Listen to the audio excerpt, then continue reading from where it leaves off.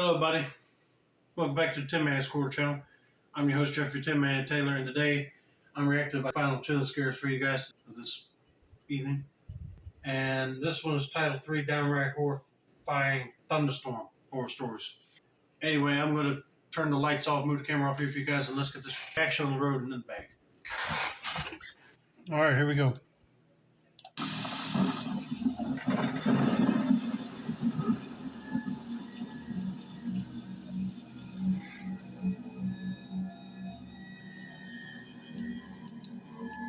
Every once in a while, I like to go what I call minimalist camping. It's basically the type of camping where you only take what is absolutely necessary to survive.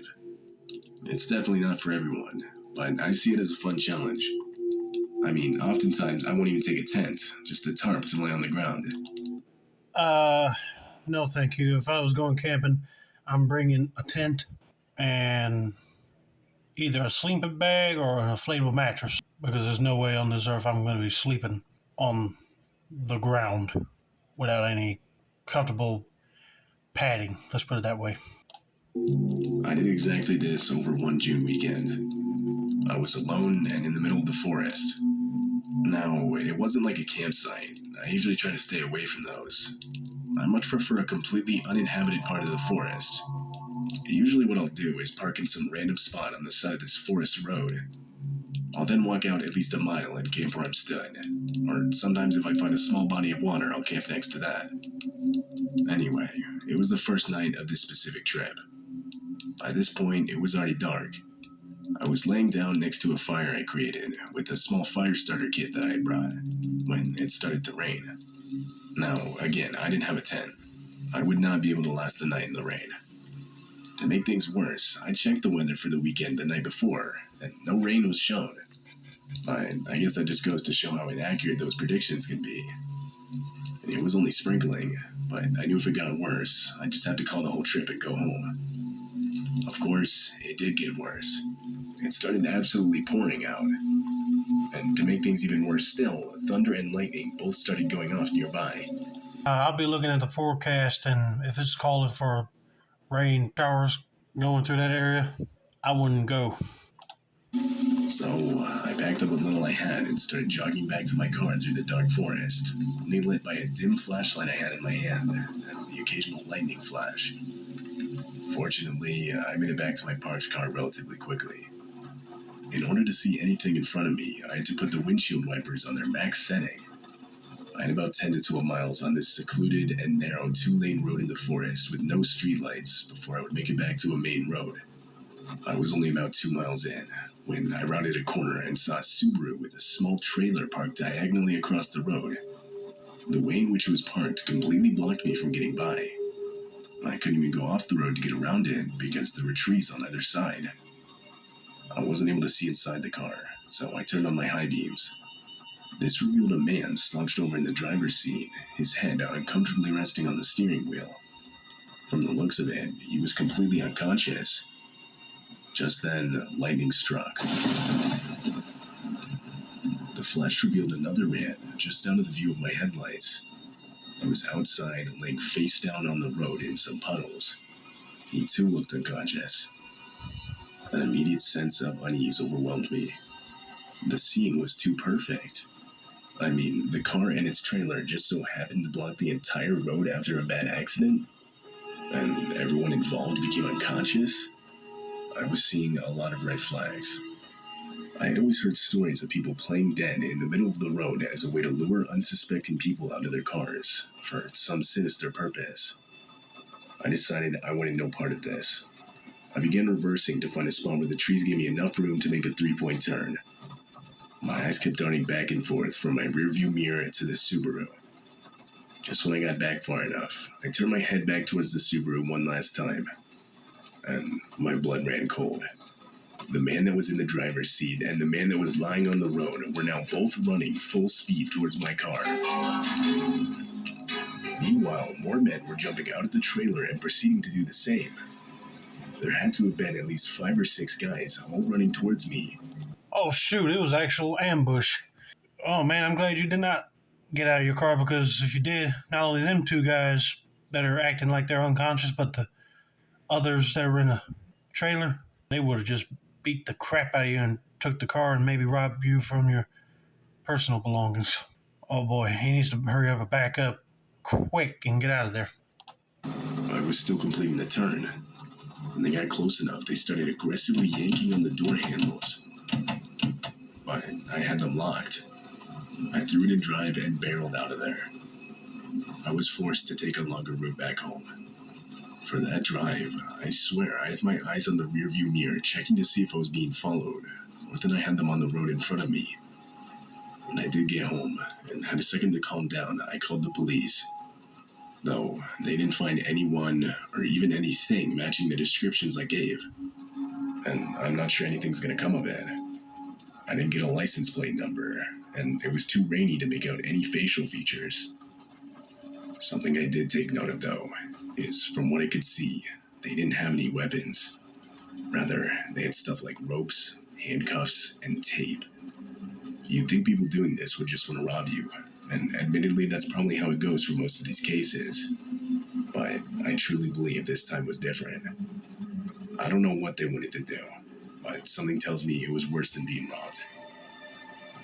Oh, I bet it would have been worse. It would be more like kidnap, because they'll tie the rope and duct tape around your wrists, legs, and then put duct tape around your mouth just to keep you quiet, and then take you. And I figured the police can't do nothing with it because, one, it's raining and they don't want to go out in the rain and investigate, and two, them guys have already been long gone. But I'm glad he got out of there safe and sound. The house I grew up in was very large. My bedroom was on the second floor, and its window overlooked the driveway and neighborhood street it was attached to. At the time, my bed was placed almost right up against this window. I was around 15 or 16 when this happened. Both of my parents were out of town on some vacation, and I have no siblings, so this meant I was home alone. As a teen, I tended to stay up late, sometimes doing homework, but oftentimes browsing social media or texting friends. I mean, hey, if I stayed up late, I'd just go over looking on YouTube just to pass the time for a thunderstorm if it wasn't so bad. Because sometimes we had thunderstorms through here and it would knock the power out. And sometimes I'll just sleep right through it. But anyway, let's continue. It was somewhere around 4 a.m., and I was doing just that while lying in bed. Now, I have to mention, it had been raining with the occasional distant sound of thunder for pretty much the whole night. And being on the second floor, it was pretty loud. But even this didn't drown out the sound of what I can only describe as slight knocks on glass. Like I mentioned earlier, my bed was right up against the window. The sound was right next to my ear, so naturally I assumed it came from the window. To be completely honest, it sounded very different from the rain hitting the window. But I told myself I was on the second floor. It had to have been the rain. I mean, what else could it have been? Yeah, what else? I'll tell you what else.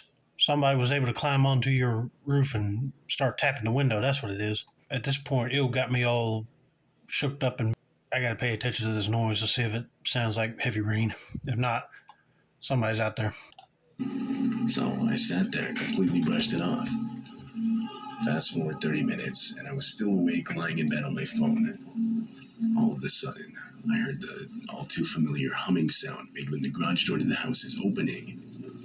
I was more confused than anything. It was 4:30 a.m., and here I am lying in bed while the garage door is being randomly opened.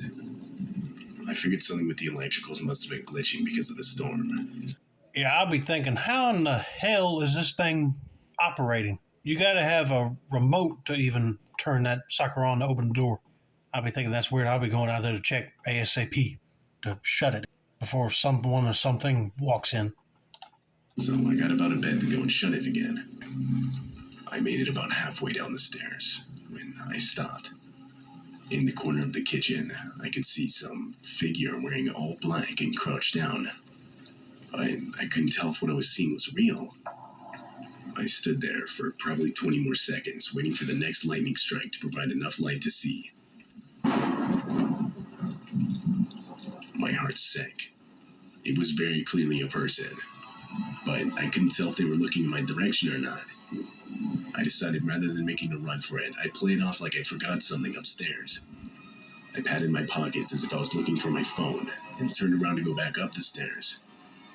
When I got to my room, I shut the door, locked it, and pushed my dresser in front of it. Immediately after, I called my dad. On what had to have been the last ring, he picked up in a groggy voice. I sternly asked him if anyone was expected to show up to the house, because someone was downstairs. Sounding more concerned this time, he said, No one's supposed to be in the house. He told me to stay on the line while he called the cops using my mom's phone. I didn't hear anything in the 7 or so minutes it took police to arrive. But to be fair, it was still raining really hard, which drowned out a good amount of the noise. As police were searching the house, they found a grimy-looking man hiding behind a set of boxes in the basement. In his possession was one of our large kitchen knives and one of those garage openers you put in your car. As it turns out, my dad's car was broken into while he was at work a few months back. And included in what was stolen was, of course, one of our garage openers. We never found out who was responsible, but I guess now we know. Though, how we actually found which garage it went to, we have no idea. We also don't know what he had planned to do that night while I was home alone. Well, it seems like he was planning on breaking into the house to steal something. But then how did he figure out which door that garage door opener went to? I would say he walked around the neighborhood, went to a garage, and if it didn't open, he just passed and go to the next one until he found the one that opened. That's the only thing I could come up with. And the fact that he had a knife on him, he was probably ready to go down in a fight if somebody found him. But I'm glad them cops was able to get him and arrest him and get him out of the house before he attacked that boy. But yeah, that is creepy.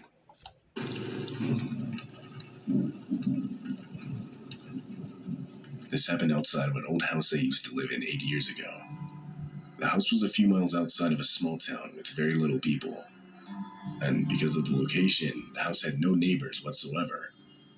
You could say it was in the middle of nowhere, because it pretty much was. In front of the house was a road, and in the back was a forest that continued for miles on end. And it was empty. There were no trails, no one was living there, no reason really for anyone being there. I was 26 at the time, and was really into filming and photography. I particularly liked night photography. One night, there was a thunderstorm outside in the distance. The air was humid, but it wasn't raining. Being into photography and having a pretty decent camera, I thought I'd try to capture some of the lightning. I needed everything around me to be as dark as possible for the best shot, so I moved the camera setup out back behind the house where there was less light. I don't know what it is, but every time I see images of lightning bolts from a thunderstorm, it just looks fascinating to me. Sometimes I know people would like to paint thunderstorms, and they're painting something tranquil about it. It's a fascinating sight to look at, that's for sure. Specifically in a spot where I'd have a clear view of the skyline. The house had this fairly small metal fence with a gate, which I guess marked the backyard. Only about 50 feet from the gate was the tree line of the forest. I sat there inside the fence for maybe a good hour, and got some pretty good shots of the lightning strikes.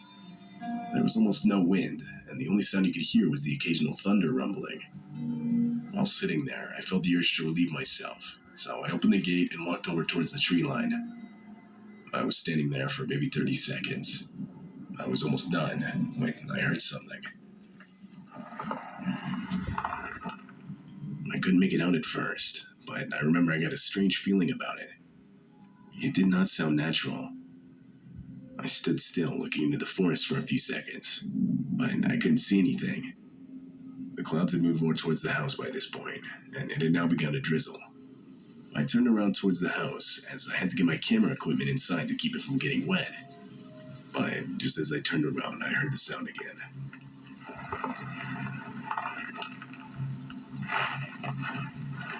This time it sounded like leaves rustling under footsteps. Again, I stopped for a second. I thought I had actually heard breathing now. Like really close to me.